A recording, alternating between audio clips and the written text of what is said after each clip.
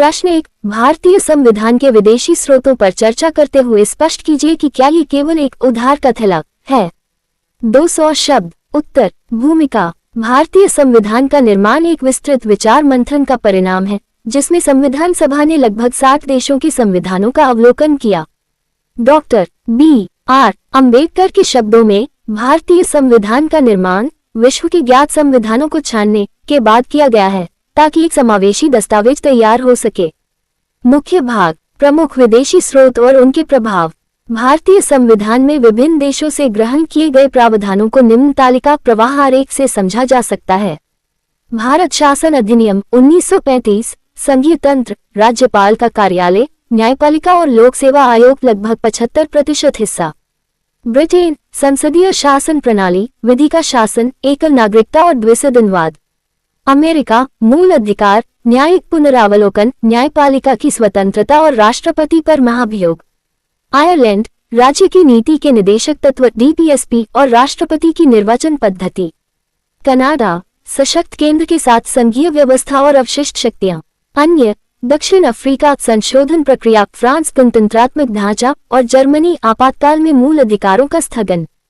क्या ये केवल एक उद्धार कथन है? तर्कपूर्ण विश्लेषण। आलोचक इसे उद्धार कथन या पैचवर्क कहते हैं, परंतु ये तर्क निम्न कारणों से सही नहीं है। भारतीय परिस्थितियों के अनुरूप रूपांतरण, विदेशी प्रावधानों को ज्यों का त्यों नहीं अपनाया गया, बल्कि उन्हें भारतीय सामाजिक सांस्कृतिक विविधता के अनुसार ढाला गया। उदाहरण हेतु, ब्रिटेन में संसद संप्रभु है, जबकि भारत में संविधान संप्रभु है। दोषों का निराकरण, अन्य संविधानों के अनुभवों से सीखते हुए उनके दोषों को हटा दिया गया। जैसे अमेरिका की विधि की उचित प्रक्रिया के स्थान पर विधि द्वारा स्थापित प्रक्रिया, मूल रूप में को वरीयता देना। विविधता में एकता का प्रयास, भारत की विशालता को देखते हुए विभिन्न स्रोतों का समन्वय आवश्यक था ताकि केंद्र और राज्यों के बीच संतुलन बना रहे। कनाडा का मॉडल। नवाचार, भारतीय संविधान में पंथनिरपेक्षता की सकारात्मक अवधारणा और न्यायिक सक्रियता जैसे तत्व भारतीय न्यायपालिका की अपनी मौलिकता को दर्शाते हैं। निष्कर्ष, संक्षेप में, भारतीय संविधान केवल एक उद्धार कथन नहीं, बल्कि एक जीवंत दस्तावेज है।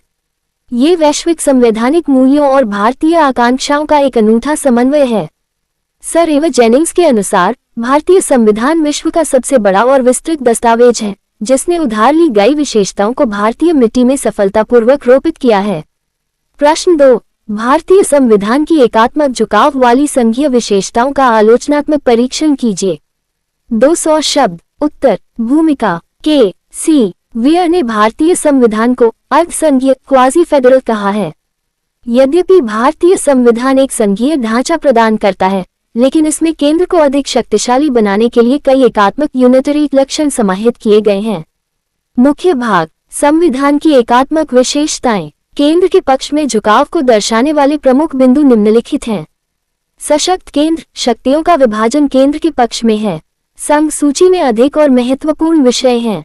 समवर्ती सूची में भी गतिरोध की स्थिति में केंद्र का कानून प्रभावी होता है। एकल नागरिकता, अमेरिका के विपरीत भारत में केवल राष्ट्रीय नागरिकता का प्रावधान है, जो क्षेत्रीय पहचान के ऊपर राष्ट्रीय एकता को प्राथमिकता देता है। एकीकृत न्यायपालिका, भारत में शीर्ष पर उच्चतम न्यायालय के साथ एक एकल न्यायिक प्रणाली है जो केंद्रीय और राज्य दोनों कानूनों को लागू करती है। राज्यपाल की नियुक्ति, राज्य का संवैधानिक प्रमुख राज्यपाल राष्ट्रपति द्वारा नियुक्त किया जाता है, जो केंद्र के एजेंट के रूप में कार्य करता है।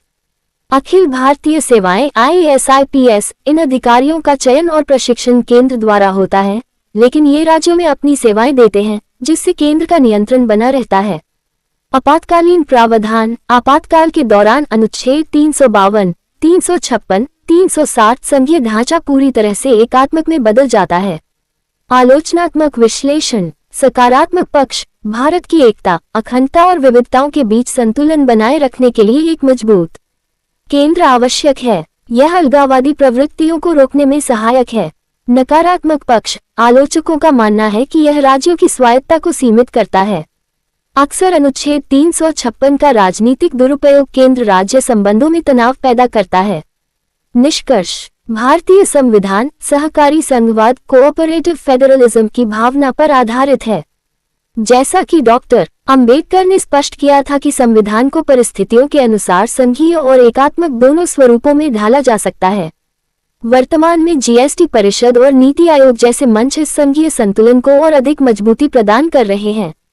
प्रश्न 3, भारतीय संविधान की 9वीं अनुसूची के महत्व और इसकी वर्तमान न्यायिक स्थिति का आलोचनात्मक परीक्षण कीजिए। 150 शब्द। उत्तर, भूमिका। 9वीं अनुसूची को प्रथम संविधान संशोधन अधिनियम 1951 द्वारा संविधान में जोड़ा गया था। इसका मुख्य उद्देश्य तत्कालीन समय में कृषि सुधारों, जमींदारी उन्मूलन को कानूनी सुरक्षा प्रदान करना और उन्हें मूल अधिकारों के उल्लंघन के आधार पर न्यायिक समीक्षा से बाहर रखना था। मुख्य भाग। 9वीं अनुसूची का महत्व। सामाजिक आर्थिक न्याय। इसने भूमि सुधार कानूनों को लागू करने का मार्ग प्रशस्त किया, जिससे संपत्ति के समान वितरण में सहायता मिली। कानूनी कवच। अनुच्छेद 31 के माध्यम से इसमें शामिल अधिनियमों को न्यायालयों में चुनौती देने से रोका गया। संसदीय संप्रभुता। इसने संसद को जनकल्याणकारी नीतियों को बिना किसी न्यायिक बाधा के लागू करने की शक्ति दी। वर्तमान न्यायिक स्थिति। Critical analysis. समय के साथ इस अनुसूची का दुरुपयोग बढ़ता गया, जिसे न्यायपालिका न्याय कोइहो केस 2007 के ऐतिहासिक निर्णय द्वारा संतुलित किया।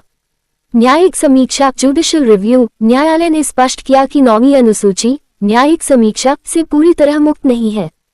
ये संविधान के आधारभूत ढांचे बेसिक स्ट्रक्चर का हिस्सा है। कट ऑफ डेट 24 अप्रैल 1973 केशवानंद भारती केस के बाद इस अनुसूची में शामिल किए गए किसी भी कानून की जांच की जा सकती है। परीक्षण की कसौटी। यदि कोई कानून अनुच्छेद 14, 19 या 21 में निहित मौलिक अधिकारों के मूल तत्वों का हनन करता है और संविधान के बुनियादी ढांचे को नष्ट करता है, तो उसे अवैध घोषित किया जा सकता है। निष्कर्ष। वर्तमान में 9वीं अनुसूची अब निरंकुश सुरक्षा कवच नहीं रह गई है। ये संसद की विधायी शक्ति और न्यायपालिका की समीक्षा शक्ति के बीच एक संतुलनकारी बिंदु है, जो ये सुनिश्चित करता है कि जनहित के कानून संवैधानिक मर्यादाओं के भीतर रहें। प्रश्न 5, भारतीय संविधान न तो लचीला है और न ही कठोर, बल्कि ये दोनों का एक अनूठा संश्लेषण है। कथन की तर्कपूर्ण व्याख्या कीजिए। 200 शब्द। उत्तर, भूमिका। संविधान की जीवंतता उसकी संशोधन क्षमता पर निर्भर करती है। अनुच्छेद 368 के तहत भारतीय संविधान ने संशोधन की एक ऐसी प्रणाली अपनाई है जो अमेरिकी संविधान की अत्यधिक कठोरता और ब्रिटिश संविधान के लचीलेपन के बीच एक मध्यम मार्ग का अनुसरण करती है। मुख्य भाग। संशोधन की त्रिकोणीय प्रक्रिया। साधारण बहुमत द्वारा लचीलापन। संविधान के कई प्रावधान जैसे नए राज्यों का गठन, नागरिकता, संसदीय विशेषाधिकार संसद के साधारण बहुमत द्वारा संशोधित किए जा सकते हैं। ये प्रक्रिया ब्रिटिश मॉडल की तरह लचीली है। विशेष बहुमत द्वारा संतुलन। अधिकांश महत्वपूर्ण संशोधनों जैसे मूल अधिकार डीपीएसपी के लिए संसद के प्रत्येक सदन में कुल सदस्यता का बहुमत तथा उपस्थित एवं मतदान करने वाले सदस्यों का 2/3 बहुमत अनिवार्य है। राज्यों की सहमति के साथ कठोरता। संघीय ढांचे से संबंधित संशोधनों जैसे राष्ट्रपति का निर्वाचन। 7वीं अनुसूची जीएसटी के लिए विशेष बहुमत के साथ साथ कम से कम आधे राज्यों के विधानमंडलों का समर्थन आवश्यक है। यह अमेरिकी संविधान की तरह कठोर प्रक्रिया है। अनूठे संश्लेषण का कारण। स्थायित्व बनाम प्रगति। कठोरता ये सुनिश्चित करती है कि मौलिक संवैधानिक मूल्यों के साथ बार बार छेड़छाड़ न हो, जबकि लचीलापन बदलते समय की जरूरतों जैसे सामाजिक सुधार के लिए गुंजाइश प्रदान करता है। निरंकुशता पर रोक। राज्यों की सहमति की आवश्यकता ये सुनिश्चित करती है कि केंद्र अकेले संघीय ढांचे को नहीं बदल सकता। सीमाएं और न्यायिक नियंत्रण। संसद की इस शक्ति पर आधारभूत ढांचे बेसिक स्ट्रक्चर के सिद्धांत का अंकुश है। केशवानंद भारती केस 1973 के अनुसार संसद संविधान के उन मूल लक्षणों को नहीं बदल सकती जो इसके अस्तित्व का आधार हैं। निष्कर्ष। निष्कर्षतः भारतीय संविधान की यह समन्वयकारी प्रकृति ही इसकी सफलता का कारण है। यह न तो इतना लचीला है कि सत्ताधारी दल अपनी मर्जी से इसे नष्ट कर सके और न ही इतना कठोर कि यह प्रगति में बाधक बने। यह एक जीवंत दस्तावेज लिविंग डॉक्यूमेंट है जो निरंतर विकसित हो रहा है।